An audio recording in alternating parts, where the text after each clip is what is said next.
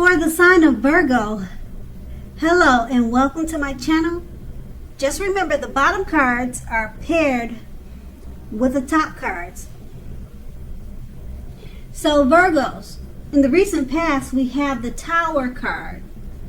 Now this can be, but not necessarily, an indicator of a relationship that needed to end or was about to end.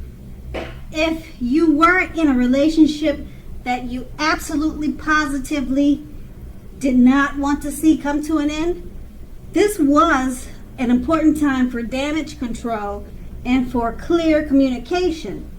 You needed to find out how your partner was doing and how they were feeling. Also, you should have made sure not to make any assumptions. Find out for sure. And the Tower card is paired with the Eight of Swords. Now, when it comes to love, this card points to a need to seriously reevaluate a relationship. You may have been sticking with someone that was actually not good for you. You probably figured it's better than nothing. If that was the case, you needed to rethink your thoughts, because we all know that being in an unhealthy relationship is much worse than being alone. So if you are, or if you were in the past looking for love, first you needed to look at how well you loved yourself. Someone else would not be able to come along and fix you. You needed to start where you were, or start working on you. And that would have been in the recent past. Now we move on to the present. We have the Queen of Wands. So the Queen of Wands, it can refer to a woman who has a lot of fire energy about her.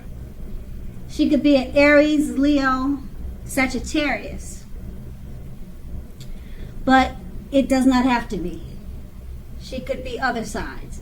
But this card stands for those signs. So when we're not referring to an actual person, this card will stand for getting a lot accomplished. And often the focus is on work, career, but it could be relationships, friendships, family, but it's more so towards work. The Queen is a positive, uplifting energy.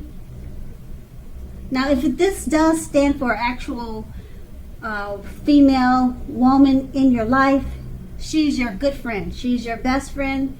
She's 100% on your side, even though she could probably seem sort of self-absorbed. If you are trying to conceive at this time, and this card appears in a reading, it's one of the most positive signs that there can be. Okay, and then that's with the Queen of Wands. And we move on to the Seven of Swords. Okay, so the Seven of Swords.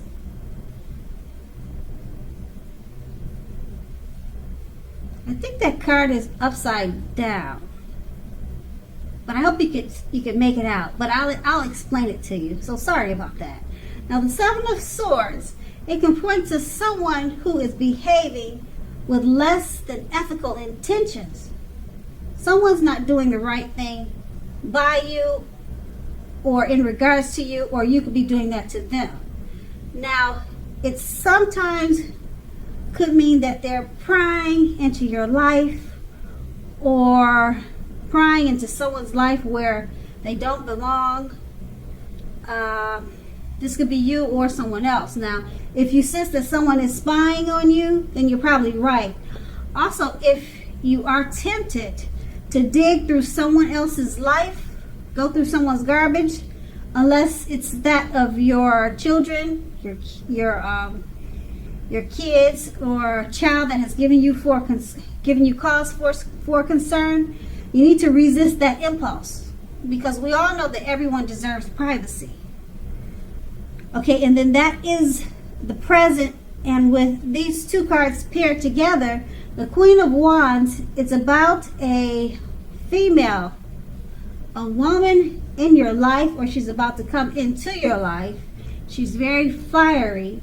She makes a very, very good friend. It stands for a woman in your life. It could be your mother, it could be your sister, your best friend, or it could be someone coming into your life. And she's there for you 100%. And it's paired with the Seven of Swords. Now, because the Seven of Swords is about behaving with less than ethical intentions, or prying into someone's life, I'm not sure if this female is such a positive energy, she wouldn't be doing that to you. So maybe you're suspicious and you'll be doing that to her. Now, a lot of people think good things just don't happen, or they just don't come by that easy. So maybe you'll be spying on her to see if she's really as such as a true blue as she seems. So it just depends on your situation with this female woman. But that's what those two cards are pretty much saying. And that's in the present. Now we move on to the challenge. We have the Justice card. Now this card deals with the ideal of karma and the law of cause and effect. So it's important to remember that not everything you're dealing with is a direct result of your own actions or karma. Just remember that sometimes you'll be called upon to deal with the results of the actions of someone else you care about. And remember that this can sometimes be as difficult and demanding as it is when you're up against something that is completely of your own making. So make sure, don't blame yourself unnecessarily. If you are directly involved in a court case, it is likely to be resolved, at least in a large degree, in your favor. And that's with the Justice card, and it's paired with the Fool card. Now the Fool card is always an indicator of newness in one form or another form, in one way or another way. So in many ways it indicates purity, open-hearted energy, and the innocence of a child. Children are trusting, and trust forms the basis of meaning for this card. Now this is usually considered a positive card, but there are certain things, or maybe one thing in particular, and that would be being that it is important to take time to be sure that you are looking where you're going. You have to make sure you watch your steps. Pay attention to where you're going. Trust yourself to take a step into the unknown. That's one thing. But doing it without any thought whatsoever will be a big mistake, as you can clearly see in this picture. It depicts the situation perfectly. And so, with these two cards paired together, the Justice card, it's about dealing with one's own karma. Or it deals with the ideal of karma and the law of cause and effect. So it's about karma, and it's paired with the Fool card. Take time to be sure you're looking where you're going. So it's about open-hearted energy. such as the innocence of a child. Not paying attention to where you're going, just taking a leap of faith, can be foolish, a big mistake. And then, like I said, it's paired with a justice. So you pretty much don't want to take chances and just do whatever, because it might come back to bite you in the butt. If you just take a leap of faith, you might just fall flat on your face. So that's the challenge. You just watch your steps carefully. You don't want to be foolish about it, because the karma about it will come back and bite you in the butt. Okay, so after the challenge, we're going to move on to the outcome. We have the Eight of Wands. Now, the Eight of Wands, with this card showing up, you can clearly see the picture is stating a lot of things are up in the air. You're probably feeling frustrated and tired of waiting. Now, this card is a perfect indicator or a perfect sign that you have to be patient a while longer.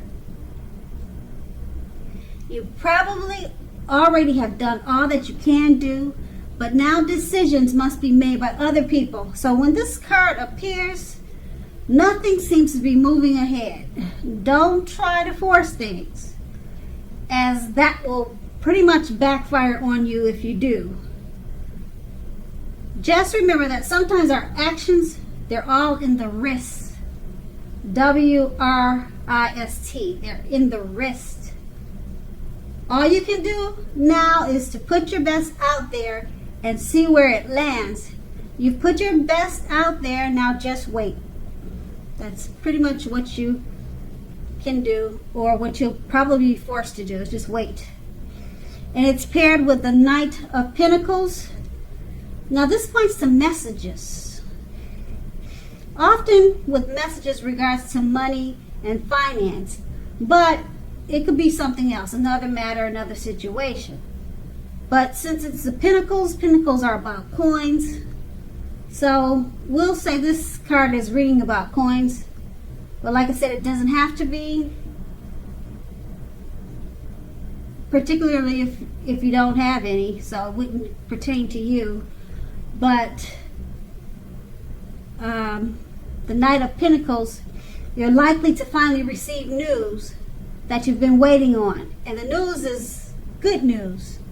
Now, it's a very practical card. The Knight tells us to pay attention to the mundane and normal parts of our lives. A wise man once said, take care of the little things and the big things, they'll all fall into place. So with this card, it asks you to look at how you're handling your affairs, and is a groundling influence. It's a very profound, it's a big influence. Okay, so these two cards paired together, the Eight of Wands, about things being up in the air. You're just waiting on situations, matters, things to either happen or to finish or to start. You're tired of waiting, you're frustrated, but it's paired with a Knight of Pentacles. Those messages or whatever you're waiting for, it's coming in, and it's more than likely to be good news. So whatever you're waiting for, it's coming. It's right around the corner, and you'll love what you hear. So patience is a virtue, and it looks like it's paying off for you,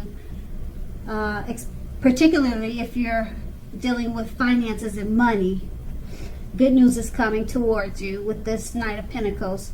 So with the Eight of Wands, the wait was worth it, and that's the outcome. So Virgo, I hope this resonated. As you know, general readings, they don't always resonate with everyone. And then again, if you like this reading, please like, subscribe, leave a comment if that's what you care to do. I thank you so very much for watching, and I hope you have a great day.